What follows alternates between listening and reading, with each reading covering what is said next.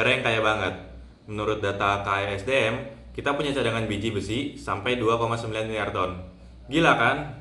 Tapi anehnya, kita masih jadi salah satu negara pengimpor baja terbesar. Nggak masuk akal kan? Nah, pemerintah punya solusi jitu, yaitu hilirisasi. Intinya, jangan jual bahan mentah lagi. Olah dulu di dalam negeri biar nilainya naik dan kita nggak tergantungan sama negara lain. Keren kan konsepnya? Tapi pertanyaannya, gimana sih cara bikin pabriknya? Terus apa aja yang dibutuhin? Berapa bahan baku yang masuk? Dan berapa produk yang keluar? Ribet nggak sih? Oke, kali ini by learning by googling kita bakal bedah tuntas. Anggap aja ini tugas kuliah kita bareng-bareng, yaitu mendesain skema proses reduksi biji besi berbasis potensi lokal. Kita bakal lihat dari mana bahannya, gimana prosesnya, sampai hitung-hitungannya. Yuk langsung kita bahas.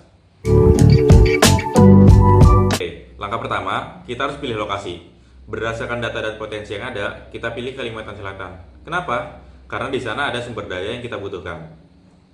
Bahan baku utama kita ada dua. Yang pertama yaitu biji besi jenis hematit atau Fe2O3. Dari data jurnal, kita asumsikan kadar besinya sekitar 63%. Sisanya, ya kotoran atau geng kayak silika dan alumina yang nantinya kita harus buang. Kedua, kita butuh bahan bakar sekaligus pereduksi, yaitu batu bara bituminus dari Kutai Basin. Kenapa kita pakai ini? Karena kualitasnya bagus banget buat diolah jadi kokas. Punya nilai kalori sebesar 7.636 kilokalori per kilogram dan plastisitas yang pas buat proses di pabrik. Jadi, kita punya bijinya, kita juga punya bahan bakarnya. Semuanya dari potensi lokal. Sekarang, gimana cara ngolahnya? Kita masuk ke proses intinya.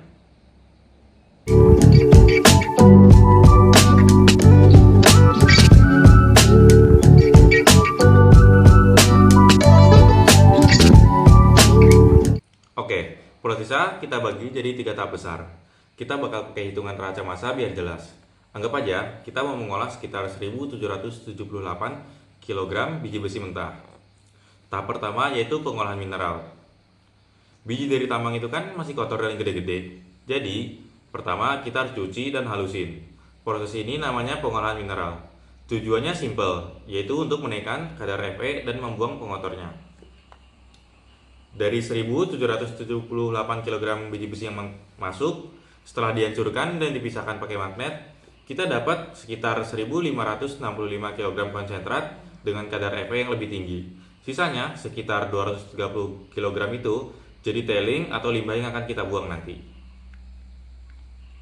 Tahap 2 yaitu pretreatment atau aglomerasi. Konsentrat ini bentuknya masih serbuk halus, nggak bisa kita buang dimasukkan ke tungku. Makanya kita harus masuk ke tahap aglomerasi. Serbuk ini kita campur dengan binder biar lengket dan flux biar gampang meleleh. Terus kita bentuk jadi bola-bola padat, namanya yaitu pelet biji besi. Dari 1565 kg konsentrat ditambah binder dan flux, kita dapat sekitar 1666 kg pelet yang siap untuk dimasak.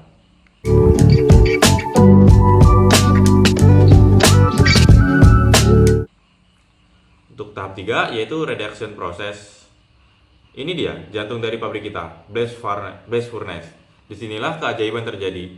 Pelet besi sekitar 1666 kg tadi kita masukin bareng 333 kokas yang terbuat dari batu bara.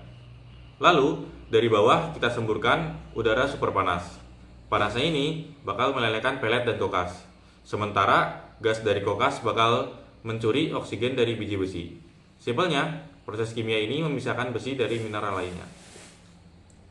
Untuk hasil akhirnya, dari semua proses itu, kita berhasil dapat 1000 kg besi cair panas atau hot metal.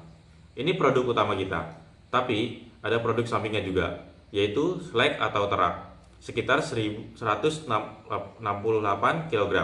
Slag ini bukan limbah, bisa dijual dan jadi bahan baku untuk semen. Nggak ada yang kebuang.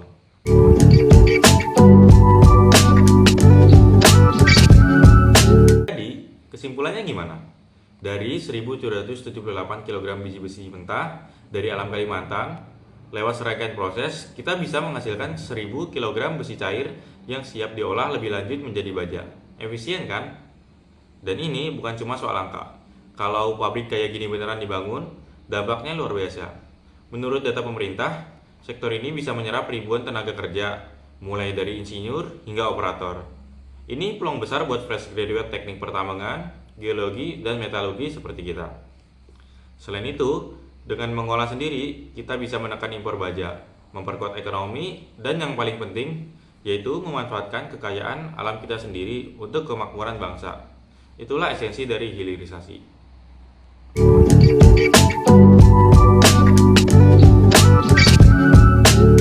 Gimana? Ternyata mendesain pabrik itu emang kompleks. Tetapi konsep dasarnya bisa kita pahami kan?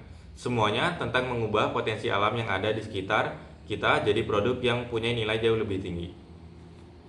Nah, sekarang giliran kalian.